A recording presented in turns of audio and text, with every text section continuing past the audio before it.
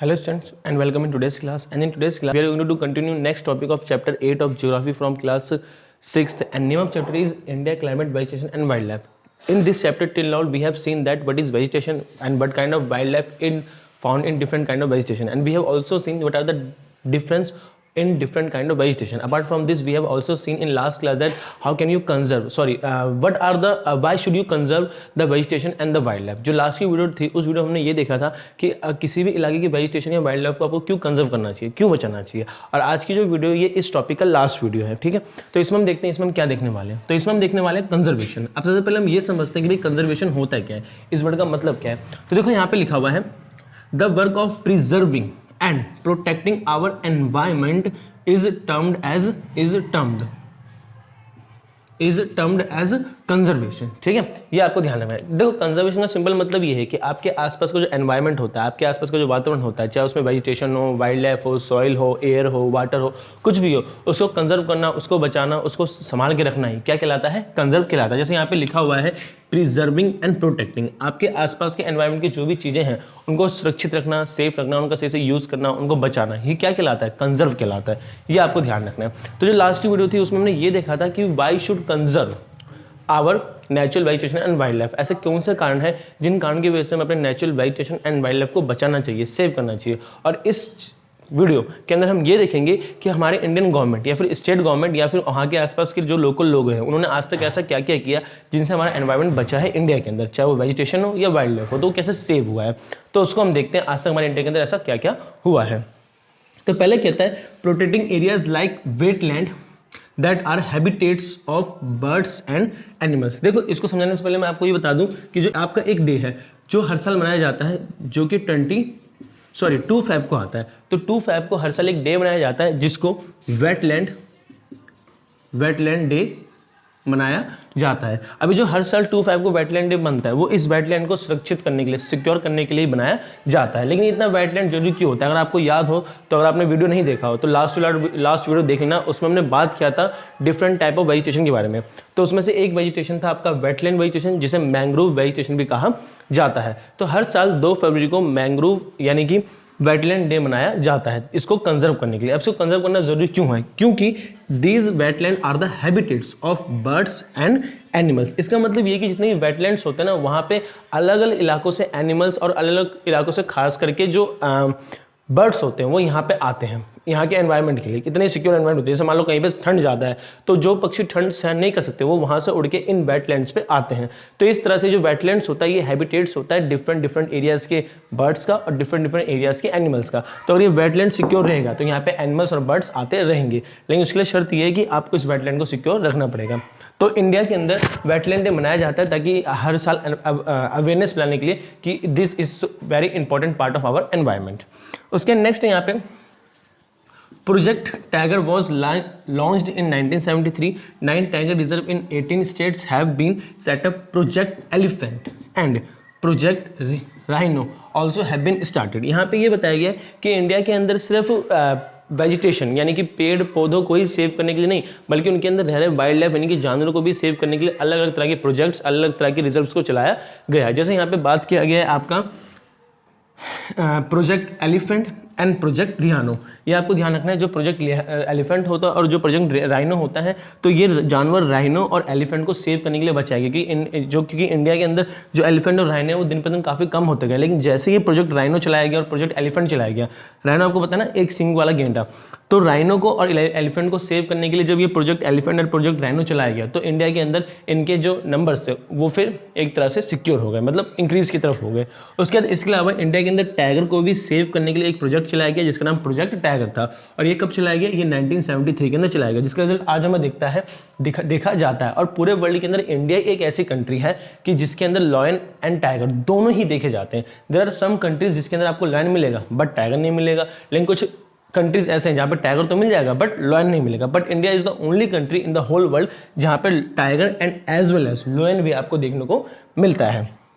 तो ये आपको ध्यान रखना है। इसके अलावा यहाँ पे बताया गया कि इंडिया के अंदर 9 टाइगर रिजर्व हैं ये हम समझते हैं कि भाई ये टाइगर रिजर्व क्या होता है। तो देखो टाइगर रिजर्व आपका एक तरह का जंगल टाइप होता है, या कह सकते हो आपका बंद पार्क होता है, जहाँ पे टाइगरों को सेव करके रखा जाता है, और वो जगह सिर्फ और सिर्फ टाइगर के लिए ही होती है, तो उसी को टाइगर रिजर्व कहा जाता है। और इन जहाँ पे टाइगर्स को रखा जाता है, रिजर्व करके बचा के रखा जाता है, वहाँ पे लोग जाके घूम भी सकते हैं और इन टाइगर को देख भी सकते हैं, ये आपको ध्यान रखना है। इसके अलावा हम और देखते हैं कि और क्या क्या हमारी गवर्नमेंट ने किया है।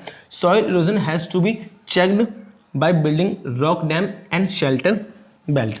अब देखो सॉइल इरोजन क्या होता है, वो लास्ट वीडियो में मैंने आपको बताया था, बट मैं दोबारा बता देता हूँ। सॉइल इरोजन क्या होता है कि जब एक जगह की मिट्टी एक जगह से दूसरी जगह उठ के जाती है, तो हमारे एनवायरनमेंट के लिए, हमारे सॉइल के लिए अच्छा नहीं होता, उससे उसका फर्टिलिटी रेट कम होता है। तो एक जगह से दूसरी जगह के एक जगह से दूसरी जगह सॉइल का जाना ही सॉइल इरोजन कहलाता है। तो इस सॉइल इरोजन को रोकना ही एक मकसद है, ये आपको ध्यान रखना है। तो इस सॉइल इरोजन को कैसे रोका जा सकता है वो यहाँ पे बताया गया है। कैसे? Building rock dams and shelter belts.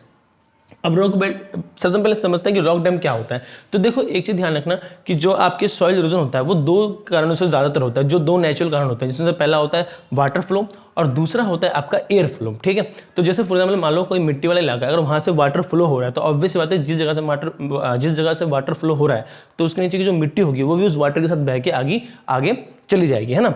लेकिन अगर हम क्या करें कि जहाँ पे बहुत ज़्यादा पानी है, अगर उस पानी की जगह को चारों तरफ हम एक एम्बैंकमेंट बना दे, इस तरह का एक एम्बैंकमेंट बना दे वाटर की चारों तरफ, जो वाटर को ज़्यादा फैलने से रोकता है, तो इससे क्या होगा कि वाटर जहाँ पे है उसके आसपास का जो इलाके हैं जहाँ पे मिट्टी है वहाँ पे सॉइल इरोजन नहीं होगा। तो कहने का मतलब यहाँ पे ये है कि जहाँ पे वाटर बहुत ज़्यादा पाया जाता है उसके चारों तरफ इस तरह के एम्बैंकमेंट बना देना और वाटर को रोक देना ही क्या कहलाता है? रॉक डैम कहलाता है। तो मतलब वाटर के जो चारों तरफ इस तरह से पत्थर के डैम बनाए जाते हैं वाटर को रोकने के लिए, उसी को रॉक डैम कहा जाता है। उसके बाद हम देखते हैं, अभी रॉक डैम तो हो गया कि भाई अगर वाटर है तो वाटर के थ्रू जो सॉइल इरोजन होता है उसको रोकने के लिए हम रॉक डैम बनाते हैं। लेकिन मान लो अगर एयर है, एयर फ्लो हो रहा है, तो एयर के फ्लो से सॉइल इरोजन को रोकने के लिए हमें क्या करना चाहिए? तो उसका ऑप्शन आता है शेल्टर बेल्ट। ठीक है, अब ये शेल्टर बेल्ट क्या होता है? तो बेसिकली क्या होता है, जो खाली जगह होती है जहाँ पे मिट्टी बहुत ज़्यादा होती है उनके ऊपर ना एक लाइन से बहुत बड़े बड़े पौधे लगाए जाते हैं।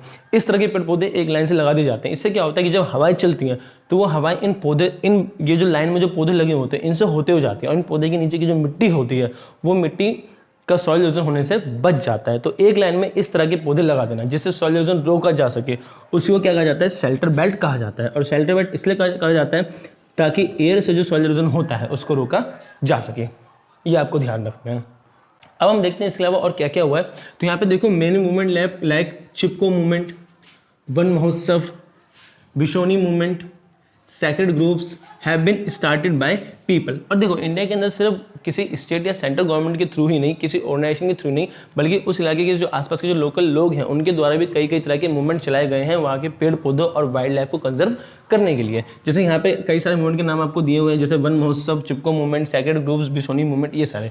जिसमें से चिपको मूवमेंट काफ़ी ज़्यादा फेमस मूवमेंट है, और इन मूवमेंट को उत्तराखंड की महिलाओं ने, औरतों ने किया था, जिसके अंदर क्या किया जाता था कि अगर कोई बड़ी बड़ी कंपनी किसी के पेड़ को काटती थी तो उस पेड़ को चिपक जाते थे, चिपक मतलब गले लगा दिया जाता था औरतों के द्वारा, ताकि उस पेड़ को काटने से बचाया जा सके। तो वहाँ की जो आसपास की औरतें थीं, जब बड़े बड़े कंपनी वाले लोग आते थे और वहाँ के पेड़ को काटते थे, तो काटने से पहले वहाँ की जो महिला होती थी वो उस पेड़ को गले लगा लेती थी, चिपका लेती थी, जिससे वो पेड़ कटने से बच सके।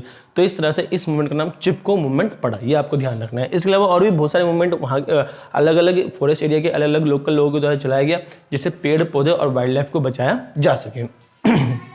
उसके नेक्स्ट और लास्ट जो पॉइंट है वो आपको बताता है कि biosphere reserve are open system for the preservation and protection of plant and animal life in their natural surrounding. In India there are 18 biosphere today. देखो बायोस्फीयर होता क्या है, बायोस्फीयर रिजर्व ये समझते। देखो एक बायोस्फीयर अलग होता है और एक बायोस्फीयर रिजर्व अलग होता है। आपने सुना होगा एटमॉस्फेयर, लिथोस्फीयर, हेट्रोस्फीयर और फिर बायोस्फीयर। तो वो बायोस्फीयर वो होता है जहाँ पे सारे लिविंग बींग्स, चाहे वो इंसान हो, जानवर हो, पेड़ हो, पौधे, कीड़े मकोड़े हो, सब एक साथ मिलजुल के जो रहते हैं उसको बायोस्फीयर कहा जाता है। और ये है बायोस्फीयर रिजर्व। बायोस्फीयर रिजर्व क्या होता है? ये एक तरह का ओपन एरिया होता है। ओपन एरिया का मतलब ये है कि इसमें कोई ज़्यादा छेड़छाड़ नहीं होती, बल्कि बायोस्फीयर ये होता है जहाँ पे सभी तरह के प्लांट्स को, एनिमल्स को एक साथ एक ही जगह पर रखा जाता है खुले में, ताकि उनको एक ही जगह एक साथ इकट्ठा ही सिक्योर किया जा सके, बचाया जा सके। तो उस तरह के रिजर्व को ही बायोस्फीयर रिजर्व कहा जाता है। तो इंडिया के अंदर टोटल कितने बायोस्फीयर रिजर्व हैं? तो इंडिया के अंदर टोटल आज 18 बायोस्फीयर हैं, ये आपको ध्यान रखना है। बायोस्फीयर का मतलब क्या होता है, दोबारा समझो कि भाई एक एरिया है, उस एरिया में तरह तरह के पेड़ पौधे लगाए गए हैं और तरह तरह के एनिमल को रखा गया, दोनों को एक साथ ही खुले में, किसी पिंजरे में नहीं।